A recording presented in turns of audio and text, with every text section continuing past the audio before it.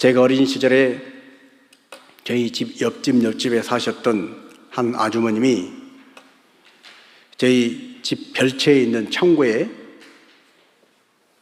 쌀자루나 이런 자루가 있는데 그 창고에 오셔서 자루를 붙잡고 대성통곡을 하셔요.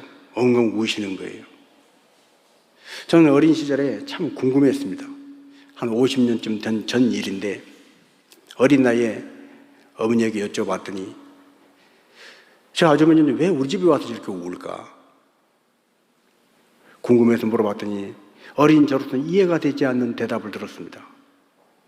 그 자루를 붙잡고 창고에서 그렇게 서럽게 우셨던 이유가 너무 키가 커서 키를 좀 줄여달라고, 내가 왜 이렇게 키가 커가지고 참 이해가 안 됐습니다. 지금 생각하니 나중에 좀 제가 자라나서 보니 그 아주머니 지금도 할머니가 돼서 살아 계시는데 키가 165에서 8 사이예요. 그렇게 많이 큰 키도 아닙니다.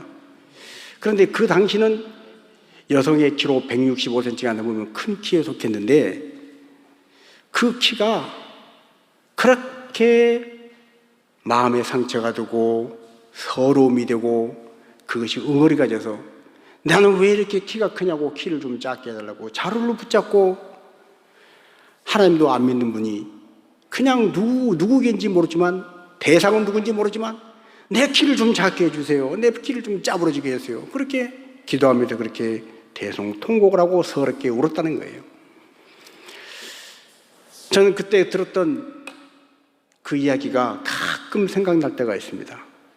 여러분, 요즘은 여성의 키도 165cm가 아니라 170cm가 넘기를 바라는 그런 여성들이 많습니다.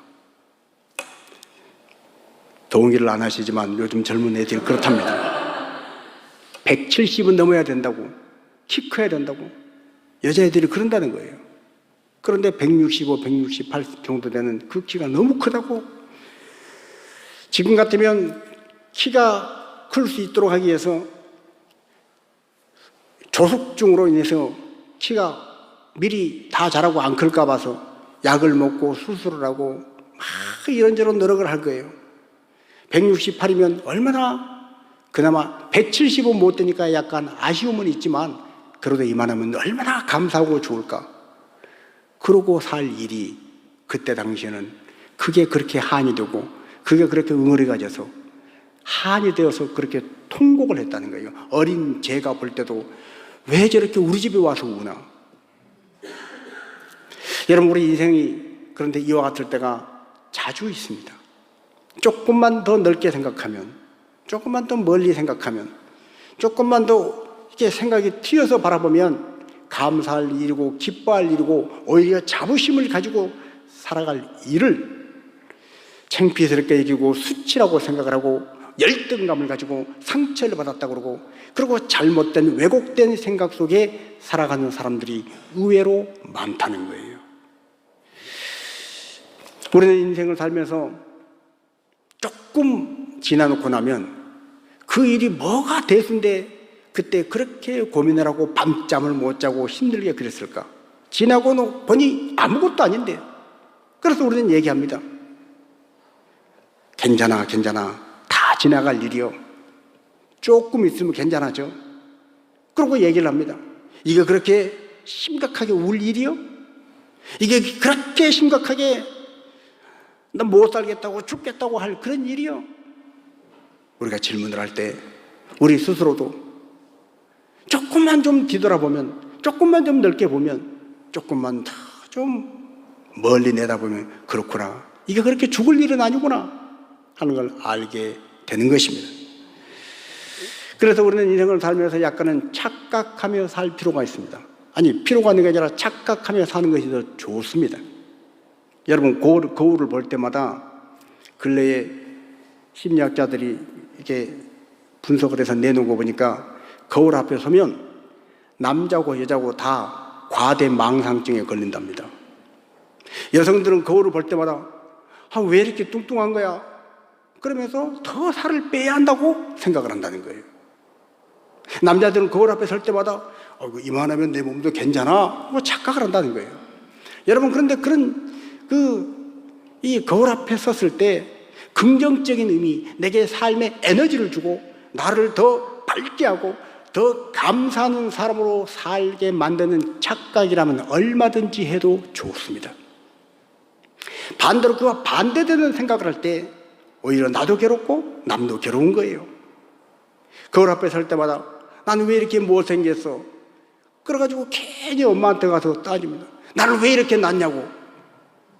그럼 엄마도 하는 말이죠. 내가 그렇게 낳냐? 네가 그렇게 태어났지. 여러분, 그런 것보다는 차라리 착각하는 게 좋아요. 나는 왜 이렇게 예쁜 거야? 왜 이렇게 잘난 거야? 나는 왜 이렇게 멋있어? 약간의 착각이 나를 즐겁게 하고, 그런 착각 속에 살아가는 나를 통해서 가장 가까이 있는 가족을 포함해요 친구를, 주변에 있는 사람들을 기쁘게 하고 그들에게 삶의 에너지를 공급해주는 좋은 작용을 한다는 것입니다. 그래서 우리는 약간은 착각을 하는 것이 더 좋다는 것 기억하시고, 어떻게 하든지 하나님의 말씀이 여러분에게 주어질 때 그 말씀을 아멘 아멘 하고 받아서, 그래 나는 하나님의 자녀야, 나는 하나님의 귀한 자녀야, 하나님의 자녀의 권세를 가졌어, 옆에서 누가 뭐라 그러든 그 말에 휘둘리지 말고 이 좋은 착각을 하고 살아가시기를 축복합니다. 언젠가도 말씀드렸지만 저는 어렸을 때 저희 부모님에게 혼이 나서, 너무 혼이 나서 우리 엄마 아버지가 만나 싶을 때 저는 밤하늘 별을 보면서 혼자 그런 상상을 했어요. 나는 저 높고 높은 온 우주의 왕 되신 분의 자녀다. 지금 이 대한민국 여수 조그만 집에 잠깐 왕자의 훈련을 받으려고 지금 파송 나와 있다. 우리 엄마 아버지를 포함해서 우리 식구들은 그런 나를 왕자다운 왕자로 훈련시키기 위해서 지금 세팅해 놓은 어떤 세팅이다.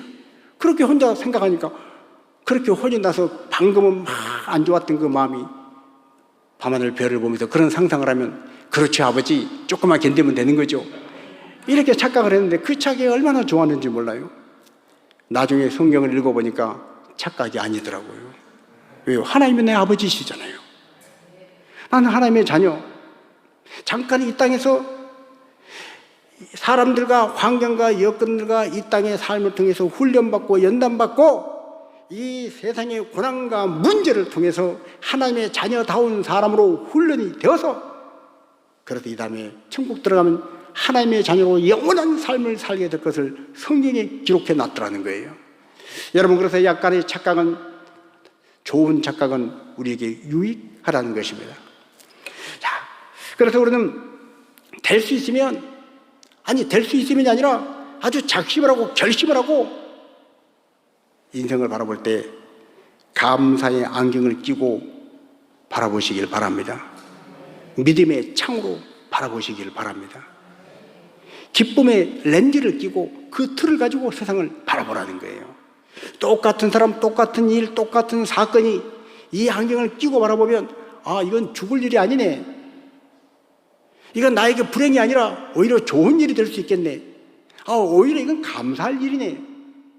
여러분, 어릴 때 저희 동네의 그 아주머니처럼, 그 아주머니가 조금만 성각자적인 생각을 가졌다면, 이 큰 키로 내가 모델을 할 수도 있고, 이 큰 키로 시대를 앞서가는 그런 일을 할 수 있도록, 내가 타고난 이 큰 키, 감사할 일이고 기뻐할 일이고 자랑할 일이란 걸 알았더라면 그렇게 창고에서 부대차로 붙잡고 킷줄에 달라고 통곡하고 그렇게 한스러운 눈물을 흘리지 않았을 거라는 거예요.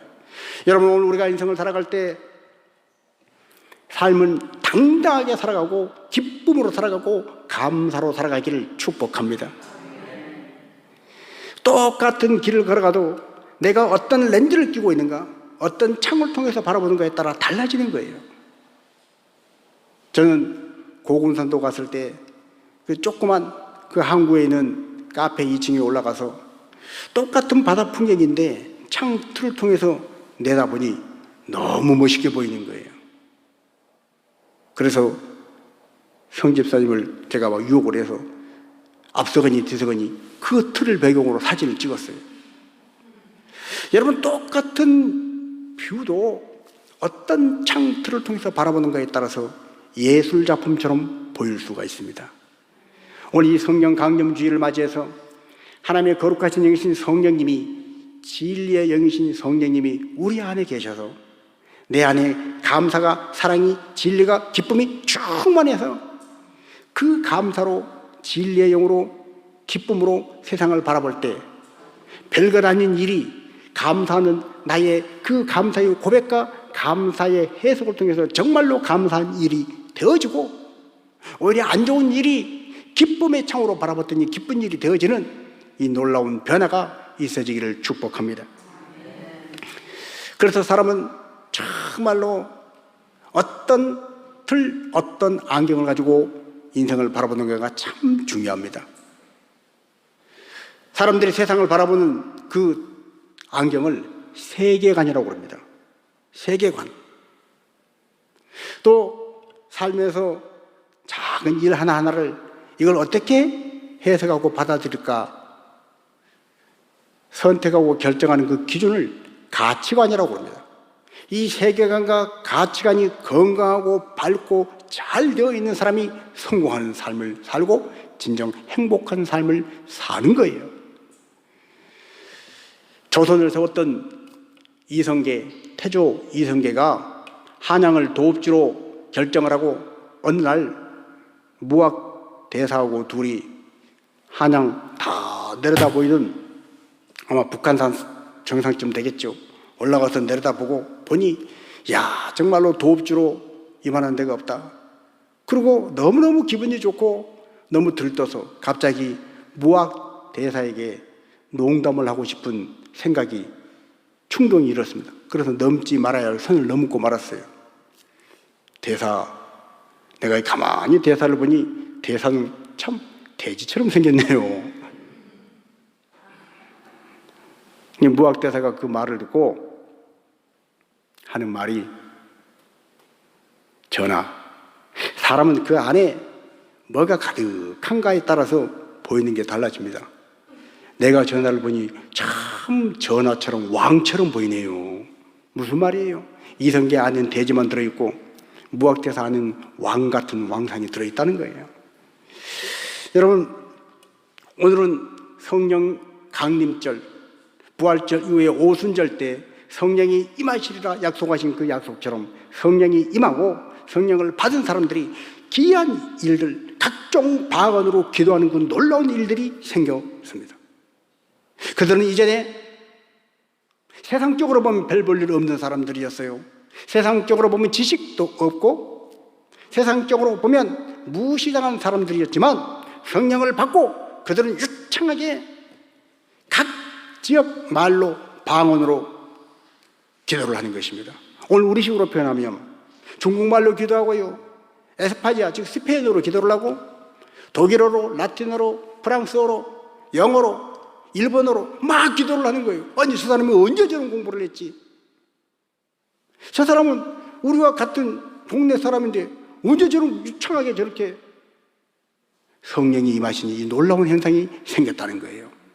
그런데 성령을 받지 못하고 믿지 않고 예수 그리스도의 진리를 거부한 사람들은 이 놀라운 현상을 보고 뭐라고 표현해요? 자기 안에 있는 걸 가지고 바라보고 자기 안에 있는 그 색깔을 가지고 보니까 뭐라고 표현하느냐?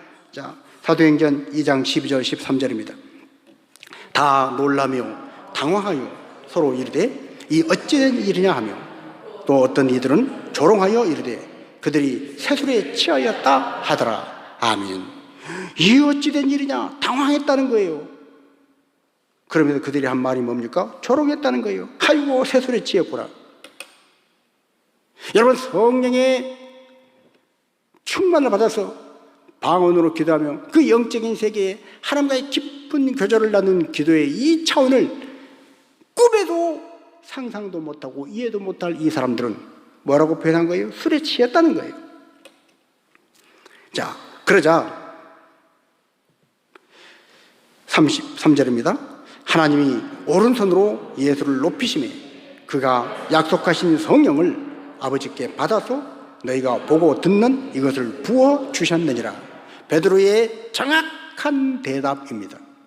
성령께서, 하나님의 영이신 성령이 오셔서 지금 니들이 보고 있는 것, 니들이 듣고 있는 것, 이것을 부어 주셨느니라. 여러분, 어학원 가서 1년 내내 열심히 공부를 해도 한 언어를 유창하게 말하기가 쉽지가 않습니다. 성령을 받은 초대교회 성도들은 그 자리에서 성령을 받으니까 유창하게 외로를 말하더라는 거예요.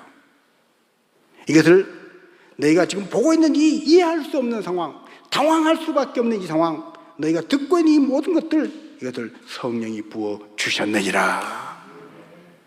그러면서 그 성령은 너희가 십자가에 못 박아 죽이신 예수, 그 예수를 하나님이 다시 살리셔서 부활의 주님으로 살리셔서 그 예수님이 약속하신 대로 성령 우리에게 보내주신 것이다. 이 말을 듣고 그들이 몰랐는데, 눈이 감겨서 아무것도 보지를 못했는데 이제 보게 된 거예요. 보게 된 그들이 뭐라고 얘기합니까? 깨닫게 된 그들이 뭐라고 얘기합니까? 자, 37절입니다. 그들이 이 말을 듣고 마음에 찔려 베드로와 다른 사도들에게 물어 이르되, 형제들아, 우리가 어찌할꼬 하거늘. 아멘. 여러분, 하나님 말씀을 들을 때는 마음에 찔려야 할 줄로 믿습니다. 마음에 자극이 돼야 돼요. 도전이 돼야 돼요.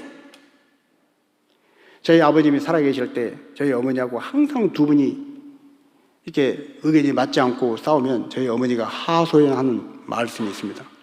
네 아버지는 어떤 말을 해도 아프게 안 듣는다. 이 말이 무슨 말인지 아시겠어요? 무슨 말을 하면 아 그래? 하고 좀 아프게 듣고 좀 느낌을 받고 마음이 찔려야 하는데, 웬만큼 말을 해서는 도통 말을 아프게 안 듣는다는 거예요. 심각하게 안 받아들인다는 거예요. 두루퉁만퉁한다는 거예요. 그래서 답답하다고 하소연했던 그런 기억이 있습니다. 여러분, 하나님 말씀이 우리 귀에 들려질 때 귀의 음성으로만 들려지지 말고 우리 마음에, 우리 영혼에, 우리의 폐부를, 심령 폐부를 찔러 쪼개는 능력의 말씀으로 임해야 할 줄로 믿습니다. 그 말씀 임할 때 오늘 이들이 고백한 것처럼 우리가 어찌할꼬, 그러면 어찌할꼬? 하나님 말씀이 찔러올 때 내가 사망이 아니라 생명을 선택하기 위해서, 어둠이 아니라 빛을 선택하기 위해서 나는 그러면 어떻게 해야 될까? 이 어찌할꼬? 이 어찌할꼬의 심각한 고민이 우리에게 있어야 한다는 것입니다. 주식값이 떨어질 때 뭐 어찌할꼬가 아니라, 학교에서 성적이 안 나올 때 어찌할꼬가 아니라, 사업의 길이 막혔을 때 어찌할꼬가 아니라, 그보다 더 하나님 말씀이 내 마음에 찔려올 때 내가 어찌할꼬를 고백할 때 거기서부터 변화가 나타나고 거기서부터 살 소망이 생기는 줄로 믿습니다. 그래서 베드로가 준 처방이 있습니다. 자, 38절입니다. 베드로가 이르되 너희가 회개하여 각각 예수 그리스도의 이름으로 세례를 받고 죄 사함을 받으라. 그리하면 성령의 선물을 받으리니. 아멘. 뭐 하라는 거예요? 마음이 찔려오면 어찌할까? 어떻게 하라는 거예요? 다른 거 없어요. 회개하라는 거예요. 회개하라. 어찌해야 될까? 회개하면 된다는 거예요. 하나님, 제가 잘못했습니다. 하나님, 제가 죄인입니다. 하나님, 제가 믿음이 없었습니다. 하나님, 제가 너무 교만했습니다. 회개하면 살 길이 열린다는 거예요. 회개하고 믿어라. 믿음을 갖고 세례를 받으라. 그러면 하나님께서 뭐를 선물로 주신다고요? 성령을 선물로 주신다는 거예요. 성령을 선물로 주신다. 오늘 너희가 보고 듣는 이 귀한 일들을 이루게 해주신 그 하나님의 영, 성령을 선물로 받으리라. 성령을 선물로 받으면 인생이 새로워지는 것입니다. 달라 보이는 것입니다. 말씀의 창을 가지고 바라보면 망할 일이 아니라 오히려 흥할 일이고, 말씀의 그 창을 통해서 바라보는 세상은 포기하고 좌절할 것이 아니라 다시 희망을 가지고 다시 새롭게 시작할 계기가 된다는 거예요. 우리 조용선 집사님이, 조용선 권사님이, 죄송합니다. 조용선 권사님이 신우이들하고 어디 외출을, 나들이를 갔는데, 오랜만에 만나서 차를 타고 밖으로 나가니까 얼마나 드라이브하고 좋아요. 그런데 어느 목적지에 도달해서 다 내려서, 와, 좋다. 야, 날씨 참 좋다. 경치가 좋다고 막 좋아하는데, 그 중에 한 분이 피곤하다고 선글라스를, 아주 까만 선글라스 진한 걸 쓰고 차에 타고 오는 내내 주무셨던 모양이에요. 막 떠드는 소리에 문을 열고 딱 내리면서 하는 말이, 날이 언제 이렇게 어두워졌어? 날이 져버렸네. 그때 우리 조용정 권사님이 한 말이 탁 하셨다는 거예요. 선글라스 벗어! 했다는 거예요. 여러분, 아무리 날씨가 화창하고 좋아도 선글라스를 진한 걸 끼고 있으면 날이 저문 것처럼 어두워두하게 보이는 것입니다. 여러분, 우리가 인생을 살아갈 때 성령의 프리즘을 통해서, 말씀의 렌즈를 통해서 바라보면 그것은 하나님이 내게 복 주실 일이고 하나님이 나를 잘되게 하실 일인데도 불구하고 말씀을 통해서 보지 않으면,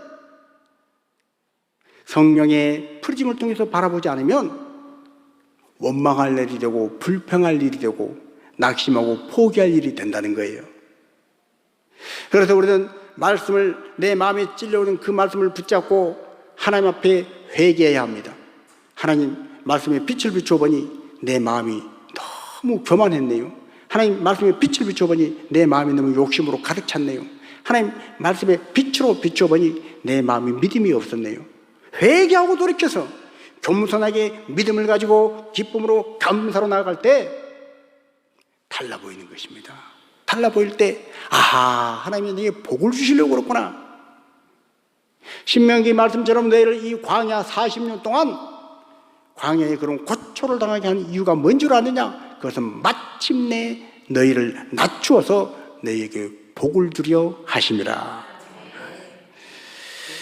우리는 그래서 내 안에 있는 편견들, 내 안에 있는 고집들, 오해, 여러 가지 아집들, 그 모든 것들이 밝은 날 경치 좋은 곳에서 그걸 밝게 보지 못하게 만드는 진한 선글라스 같다는 걸 알고 그것을, 선글라스를 벗어버리듯이 편견과 아집과 고집을 벗어버리고 그리고 세상을 밝게 봐야 한다는 거예요.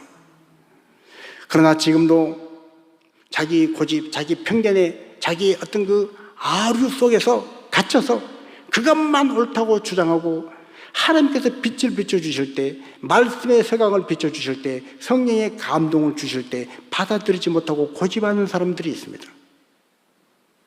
예수님 당시에도 그런 사람들이 있었어요. 자, 요한복음 16장 2절에 보면 이런 말씀을 하십니다. 같이 한번 읽습니다. 때가 이르면 무릇 너희를 죽이는 자가 생각하기를 이것이 하나님을 섬기는 일이라 하리라. 아멘. 하나님의 아들 예수님을 대적하고 하나님의 교회를 망치게 하고 하나님의 나라의 회방자로 살면서도 그들이 생각하기를 뭘 한다는 거예요? 하나님을 섬기는 일을 하고 있다고 생각한다는 거예요. 여러분, 지금도 왜 많은 교회들이 교회답지 못하게 서로 싸우고 믿지 않는 사람들이 볼 때 쯧쯧하고 한심스러운 걱정을 하게 할 만큼 그런 일들이 생기는 것입니까? 그 안에 있는 사람들은 자기가 하나님을 섬기는 일, 하나님 일을 하고 있다고 생각하는 거예요. 착각하는 거예요.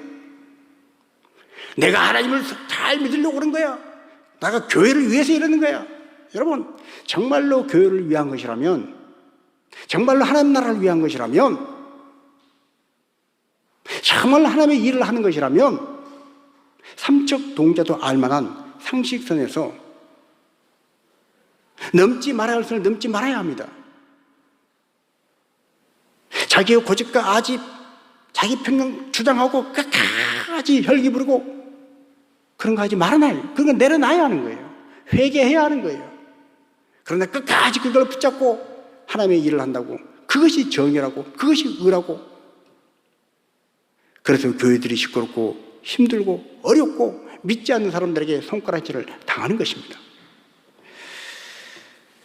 자, 그래서 예수님 말씀하시면서 3절 말씀입니다.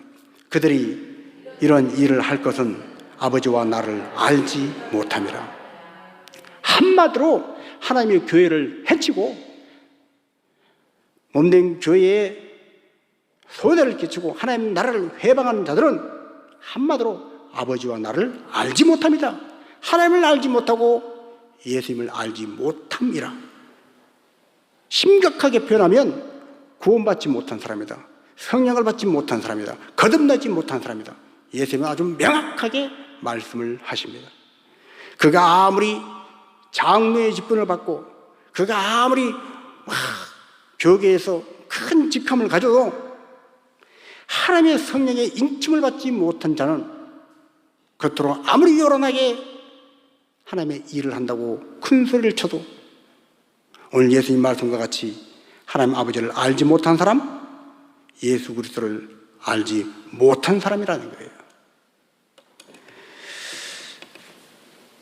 그래서 예수님 말씀하십니다.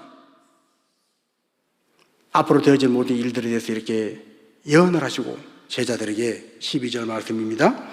내가 아직도 너희에게 이를 것이 많으나 지금은 너희가 감당하지 못하리라. 아멘. 이럴 것이 많지만, 말해줄 것이 많지만 지금은 너희가 감당 못할 것이다. 여러분, 한국 교회에 수많은 이단 사이비들이 있습니다. 그런데 명확하게 이건 이단, 요건 이단, 예를 들어서 차별금지법이 아직 통과 안 됐으니까 제가 말할 수 있어요. 신천지 이단입니다. 구원파 이단입니다. 여호와 증인 이단입니다. 몰몬교 이단입니다. 안식교 이단입니다. 명확하게 얘기할 수 있는 이런 것들은 그냥 대놓고 이단이라고 얘기하면 돼요. 근데 앞으로 차별금지법이 통과되면 이 말을 설교 때 하면 법을 저촉했다고 고발당하면 저는 벌금을 내야 되고 감옥에 갈 수도 있어요.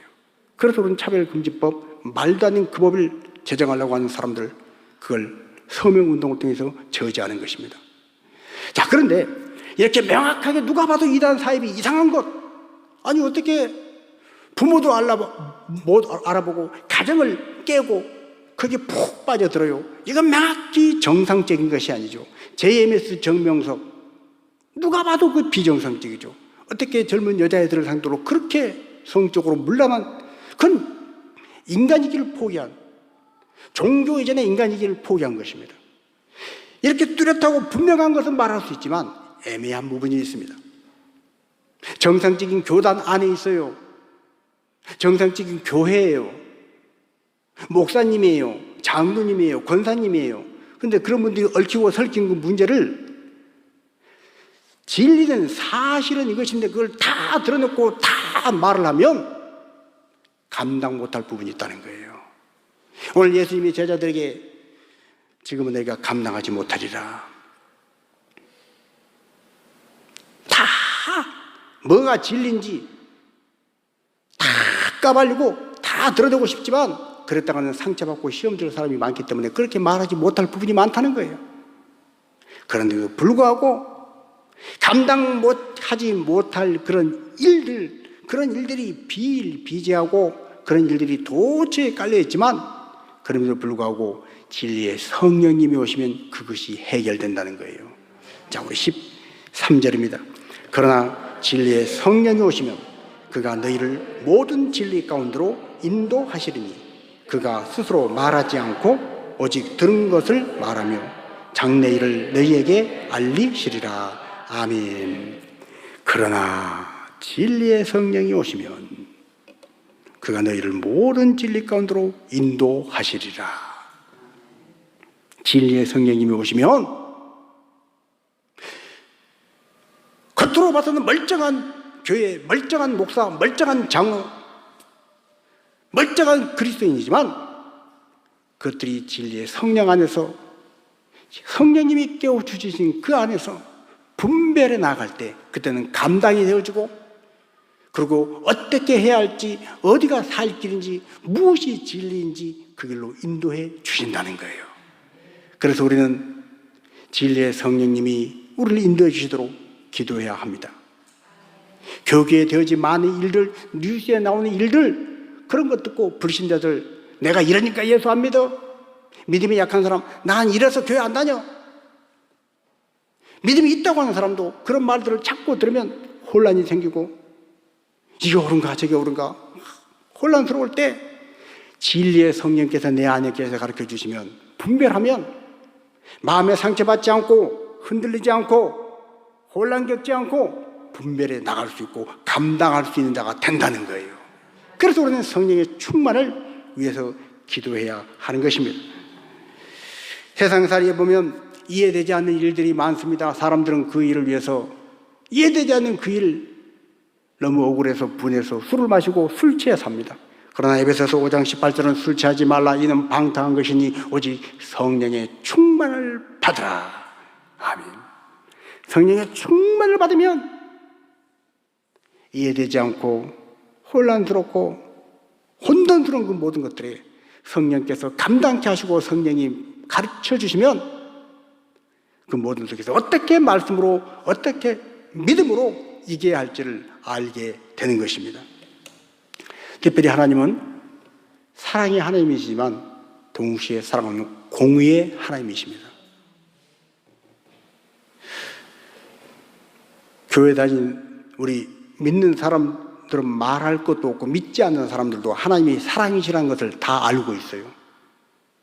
하나님이 사랑이신데 사랑의 하나님은 다 용서해주고 사랑의 하나님은 다 받아주고 사랑의 하나님은 다 호호 하셔야지 사랑의 하나님이 어떻게 그렇게 할 수 있냐고 얘기합니다. 그러나 그건 하나님을 잘 모르는 것입니다. 하나님은 사랑의 하나님이시지만 동시에 공의의 하나님이세요. 하나님은 불의를 죄악을 그대로 두고 보실 수 없는 거룩하신 하나님이십니다. 하나님의 불이 그 죄악된 요소를 악의 요소를 태워버리고 소멸시켜야 하는, 그래야 하나님이 하나님 거룩하신 하나님으로 존재하실 수 있는 거예요. 그런데 이 온 우주 만물에서 사랑으로 가득하고 동시에 공의로 충만한 이 두 가지를, 사랑과 공의를 동시에 안고 있을 존재가 아무도 없습니다. 여러분, 제가 아무리 목사지만 속속이는 교인들 말도 안 되는 그런 주장을 할 때 아 그렇군요, 네 알겠습니다 하고 참는 데 한계가 있습니다. 그런다고 해서 제가 하나님 말씀을 보세요, 그건 맹백히 틀린 거니까 회개하세요 막 이렇게 선지자적으로 말할 수 없습니다. 이 두 개를 정말로 조화롭게 아름답게 조화시킬 수 있는 능력이 인간에게는 없어요. 그러나 하나님에게는 있습니다. 그 하나님의 성령이 우리 가운데 역사하실 때 우리는 그 성령의 능력을 힘입어서 세상을 말씀대로 진리대로 살아갈 수가 있는 것입니다. 우리의 감정으로는 세상을 살아낼 수가 없습니다. 우리의 생각과 우리의 이론으로는 세상을 감당해낼 길이 없어요. 세상에 얼마나 많은 사람들이 있어요. 얼마나 많은 일들이 있어요. 우리의 감정만 갖고 그런 사람들, 우리의 이론만 갖고 그런 일들을 대화하면 우린 질에 스트레스 받아 아마 죽고 말 거예요. 감정이 폭발하고 말 거예요. 저도 지난 주간에 정말 감정이 폭발할 일이 있었습니다.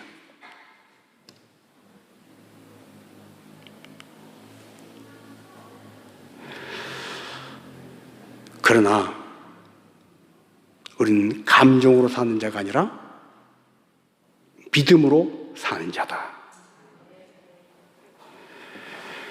감정으로 살기엔 너무 힘이 듭니다. 감정으로 살기엔 너무 지칩니다. 그래서 우리는 성령의 충만을 구해야 하는 거예요. 성령님, 내게 힘을 주세요. 성령님, 내게 분별력을 주세요. 성령님, 내게 절제력을 주세요. 믿음으로 사는 거예요.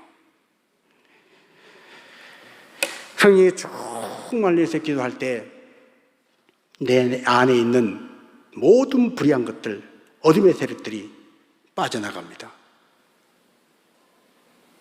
하나님 앞에 옳지 못한 것들, 하나님 말씀의 빛으로 봐서 합당치 못한 것들, 그런 것들을 내가 이것 버리고 저것 버리고 이것 빼고 저것 빼내고 한다는 한계가 있습니다.